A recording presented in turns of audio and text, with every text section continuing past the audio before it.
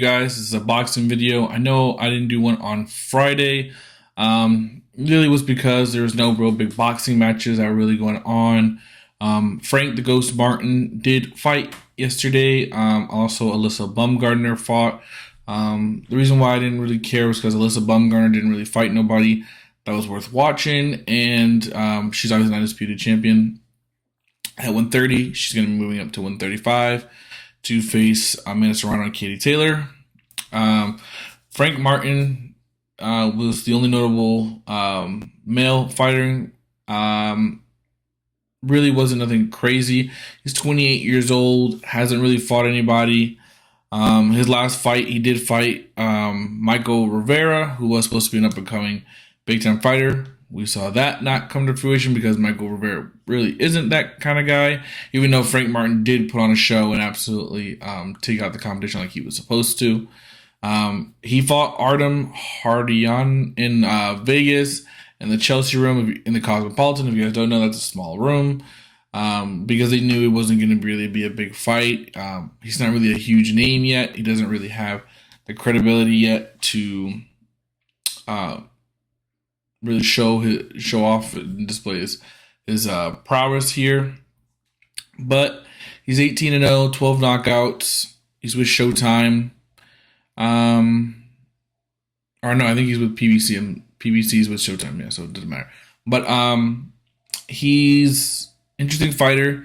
I don't know, in this fight he was losing the fight throughout. He just wasn't throwing enough. That's one of my problems with Frank the Ghost Martin, is that he's a literal ghost. He ghosts in and out of rounds, in and out of fights.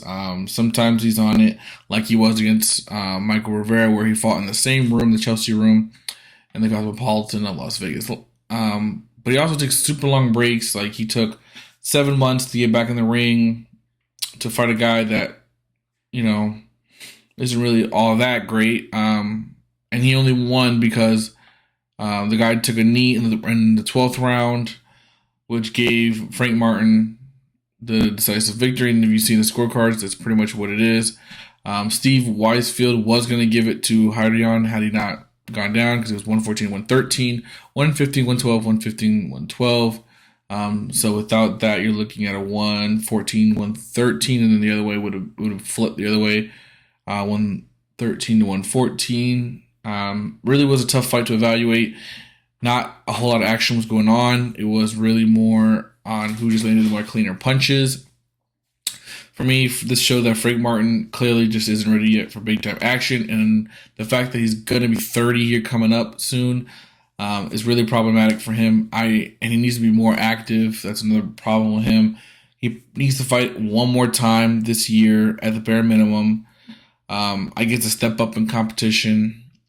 I don't really know who that is, because at the lightweight division, unless you're going to be versing top-notch competition, I really don't see how he's really going to be able to put on a show there. A lot of people are leaving the lightweight division, trying to go to junior welterweight and welterweight division to try to get on top of those brands. So I don't know what's really next for Frank Martin, because to me, it doesn't really, there's nowhere to really run to for me with him.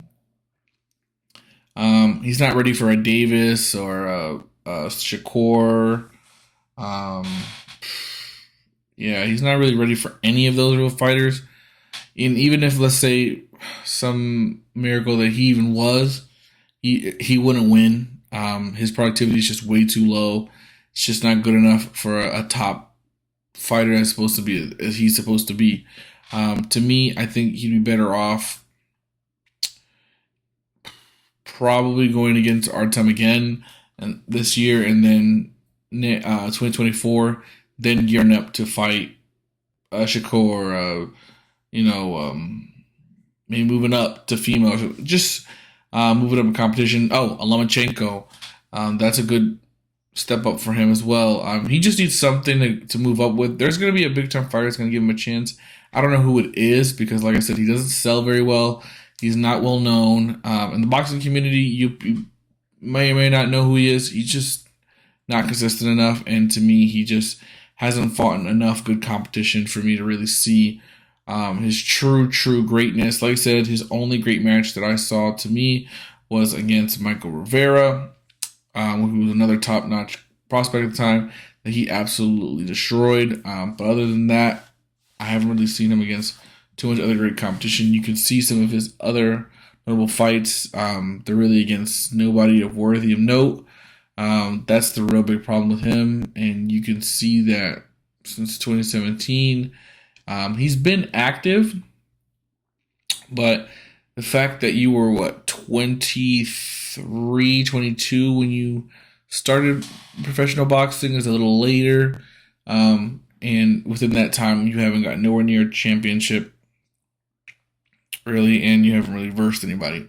So for me, that's kind of the issue there. Hopefully, we can see something in the future for him. But that was the reason why I didn't do a boxing episode. I wanted to go ahead and get you guys that information out there. Obviously, next week being a big time fight, Max Hughes versus George Kambosos 2.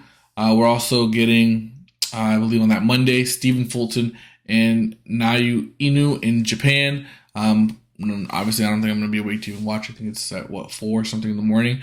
But it's going to be absolutely amazing to see those two go at it and fight.